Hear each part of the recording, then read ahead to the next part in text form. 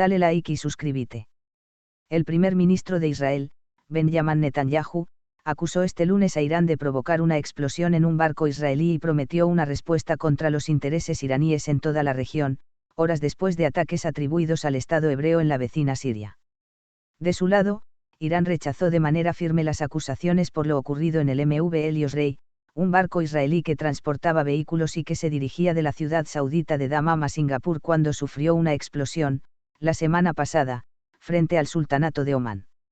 El Golfo de Omán está situado entre Irán y Omán, a la salida del estratégico estrecho de Hormuz por el que transita gran parte del petróleo mundial y donde opera una coalición liderada por Estados Unidos.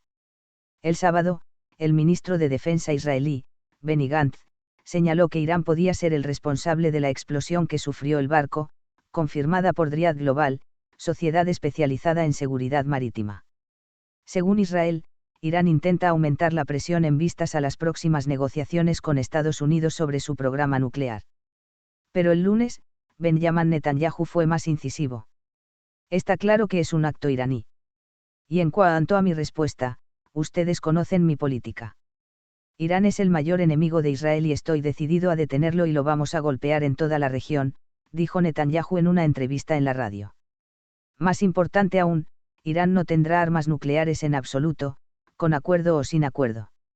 Eso es lo que le dije a mi amigo, el presidente estadounidense Joe Biden, dijo Netanyahu.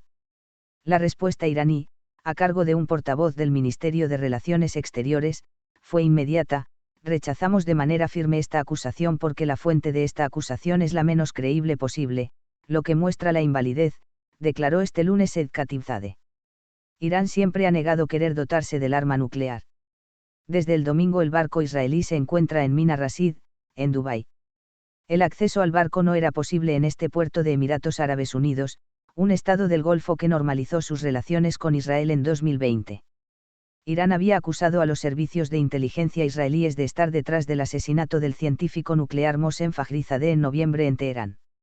El primer ministro israelí, que se encuentra en plena campaña para las elecciones legislativas del 23 de marzo, hizo esas declaraciones después de los ataques nocturnos atribuidos a Israel contra fuerzas proiraníes en Siria, país vecino en guerra desde 2011. La defensa antiaérea siria interceptó misiles israelíes sobre Damasco, según la agencia oficial siria Sanaa, sin que se hayan producido víctimas.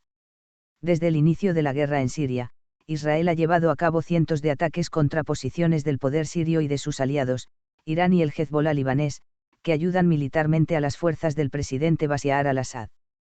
Israel afirma regularmente que no permitirá que Siria se convierta en la cabeza de puente de las fuerzas iraníes. El domingo, el periódico iraní Kayan, considerado el portavoz de la franja ultraconservadora del sistema político de Irán, afirmó que el barco israelí probablemente cayó en la trampa de una de las ramas del eje de la resistencia. El barco espía estaba recogiendo información sobre el Golfo Pérsico y el Mar Arábigo, según el periódico. Irán se considera, junto con Siria, el Hezbolá, el movimiento palestino Hamas, varios grupos iraquíes y los rebeldes yemeníes, parte del eje de la resistencia contra Israel en Oriente Medio. Este fin de semana se nos ha recordado que Irán no es solo una amenaza nuclear, sino que lleva a cabo acciones terroristas contra civiles, dijo el domingo el jefe del ejército israelí, Aviv Koabi, en una ceremonia de cambio de guardia en la unidad de élite 8200, responsable de la ciberdefensa. El ejército israelí actúa y actuará contra estas amenazas aquí y lejos, gracias a su inteligencia, de la que la unidad 8200 es un pilar, añadió en un discurso, cuyos extractos fueron enviados a la prensa.